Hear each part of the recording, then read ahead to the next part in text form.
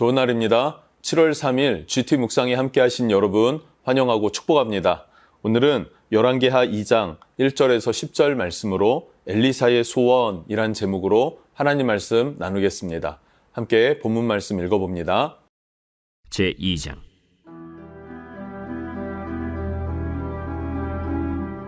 여호와께서 회오리 바람으로 엘리야를 하늘로 올리고자 하실 때 엘리야가 엘리사와 더불어 길갈에서 나가더니 엘리야가 엘리사에게 이르되 청하건대 너는 여기 머물라. 여호와께서 나를 베델로 보내시느니라. 여호와께서 살아계심과 당신의 영혼이 살아있음을 두고 맹세하노니 내가 당신을 떠나지 아니하겠나이다. 이에 두 사람이 베델로 내려가니 베델에 있는 선지자의 제자들이 엘리사에게로 나와 그에게 이르되 여호와께서 오늘 당신의 선생을 당신의 머리 위로 데려가실 줄을 아시나이까? 나도 또한 아노니 너희는 잠잠하라. 엘리야가 그에게 이르되 엘리사야, 청하건대 너는 여기 머물라. 여호와께서 나를 여리고로 보내시느니라. 엘리사가 이르되 여호와께서 살아계심과 당신의 영혼이 살아있음을 두고 맹세하노니 내가 당신을 떠나지 아니하겠나이다. 그들이 여리고에 이르매 여리고에 있는 선지자의 제자들이 엘리사에게 나와 이르되 여호와께서 오늘 당신의 선생을 당신의 머리 위로 데려가실 줄을 아시나이까? 엘리사가 이르되 나도 아노니 너희는 잠잠하라. 엘리야가 또 엘리사에게 이르되 청하건대 너는 여기 머물라. 여호와께서 나를 요단으로 보내시느니라. 여호와께서 살아계심과 당신의 영혼이 살아있음을 두고 맹세하노니 내가 당신을 떠나지 아니하겠나이다. 이에 두 사람이 가니라. 선지자의 제자 50명이 가서 멀리 서서 바라보매 그 두 사람이 요단가에 서 있더니 엘리야가 겉옷을 가지고 말아 물을 치매 물이 이리저리 갈라지고 두 사람이 마른 땅 위로 건너더라. 건너매 엘리야가 엘리사에게 이르되 나를 내게서 데려감을 당하기 전에 내가 내게 어떻게 할지를 구하라. 당신의 성령이 하시는 역사가 갑절이나 내게 있게 하소서. 네가 어려운 일을 구하는도다.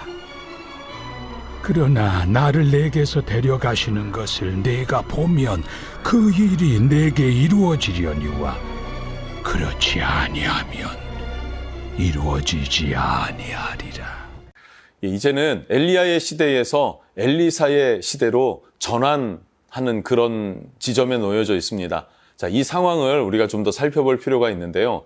북이스라엘에서는 가장 악한 왕이라고 하면은 손꼽히는 사람이 몇 명이 있는데 그 중에서 으뜸이라고 할 수 있는 사람이 아합 왕입니다. 아합 왕, 그의 아내 이세벨, 그들이 바알과 아세라를 이스라엘로 들여왔고 바알이 여호와 하나님을 대신하게 했습니다. 그래서 영적으로 굉장히 어두운 시대를 만들었죠. 당연히 그들은 비참한 죽음을 맞이했음에도 불구하고 그의 아들 아하시아가 왕이 되었을 때에 여전히 하나님을 무시하고 배격하고 반대로 다른 이방 신들을 섬기는 자가 되었다라는 거예요. 영적인 어두운 시대입니다. 이 아하시아 왕이 난간에서 떨어졌어요. 그런데 그 질병을 누구에게 묻습니까? 질병에 관해서 낫겠는지 혹 위험한지에 관해서 여호와께 묻지 않고 블레셋에 있는 바알세붑에게 물으러 사람을 보냈단 말이죠. 당연히 하나님은 엘리야를 통해서 그를 경고하였고 그러나 경고도 무시하고 엘리야도 죽이려고 했던 게 아하시아 왕이었습니다. 그리고 그 아하시아 왕은 하나님의 말을 경청하지 않았기 때문에 그 침상 위에서 병으로 죽게 되죠. 그렇게 영적으로 어두운 시대가 되었는데 하나님의 사람도 영원할 수는 없지 않습니까? 이 세상에 영원한 것은 하나님 한 분만 유일하십니다. 당연히 엘리야도 영원할 수 없었고 하나님께서 그 엘리야를 불러 올리십니다. 그리고 그 가운데 엘리사가 어떻게 엘리야의 제사장직 아니면 선지자직을 감당하는가 하는 것을 오늘 말씀을 통해서 우리는 찾아볼 수 있겠죠. 1절부터 6절 말씀을 보면 엘리야를 끝까지 따라가는 엘리사의 태도, 그 자세를 볼 수 있어요.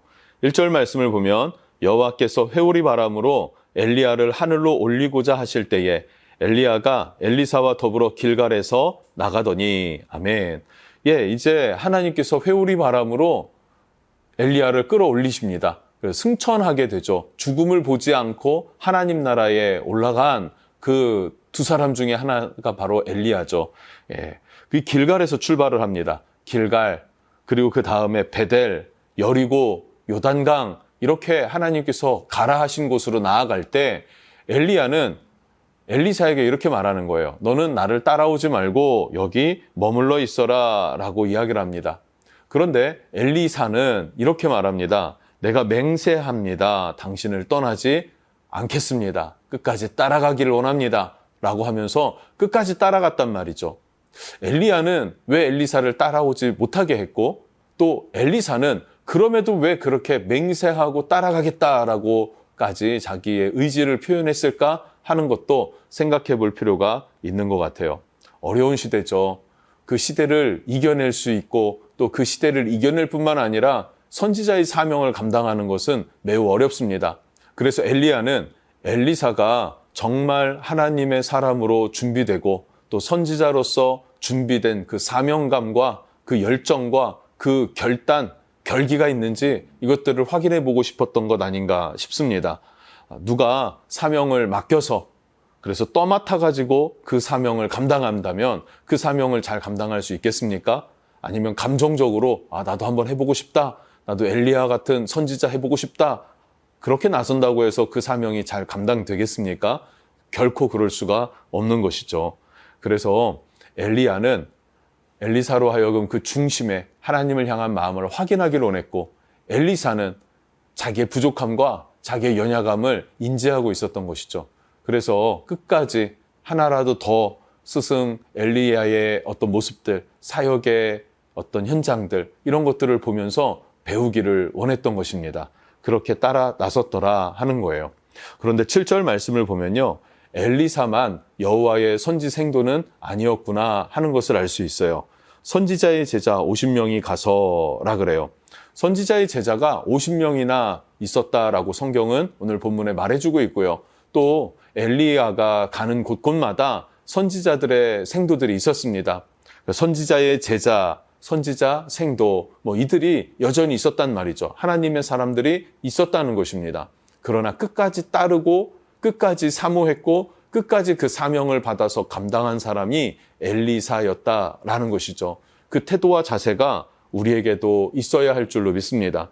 마태복음 7장 8절 말씀을 보면 구하는 이마다 받을 것이요 찾는 이는 찾아낼 것이요 두드리는 이에게는 열릴 것이니라 라는 말씀 있지 않습니까? 엘리사는 바로 이 마음이 있었던 거예요. 하나님께 구하고 또 두드리고 찾는 마음, 그렇게 자기가 사명을 감당할 것을 준비하였다라는 것을 오늘 말씀은 말해주고 있습니다. 자, 그럼 9절과 10절로 이어서 보면요. 9절에 이런 말씀이 있습니다.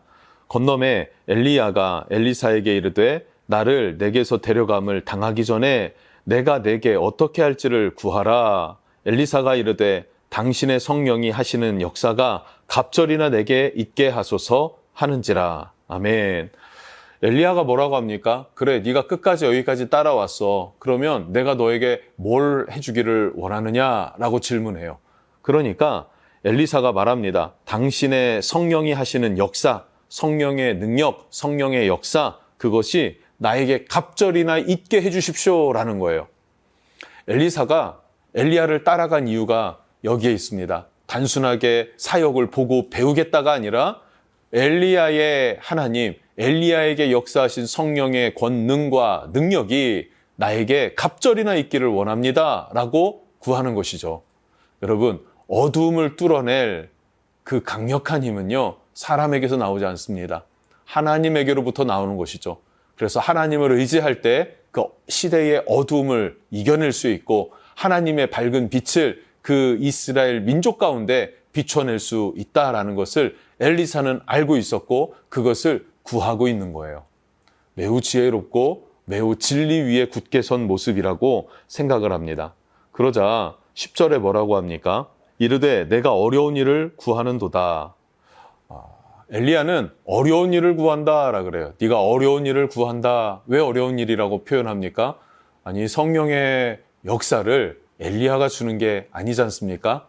하나님의 권한인데 엘리야에게 지금 엘리사가 갑절을 주십시오 이러니까 엘리야가 뭐 어렵죠. 야, 어렵다. 그거는 내 일이 아니다. 이런 이야기예요. 그런데 내 일은 아니지만 하나님께서 갑절의 영광을 너에게 주시는 그 길은 말해줄 수 있다라고 이어서 이야기를 하는 것 같습니다.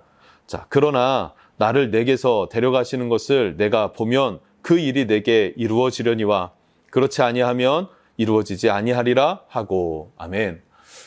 무슨 말일까요? 왜 엘리야가 승천하는 걸 끝까지 바라보면 엘리사에게 갑절의 영감이, 갑절의 성령의 역사가 임할 거라고 장담할까요? 라는 거죠. 이걸 생각해 볼 필요가 있을 것 같습니다.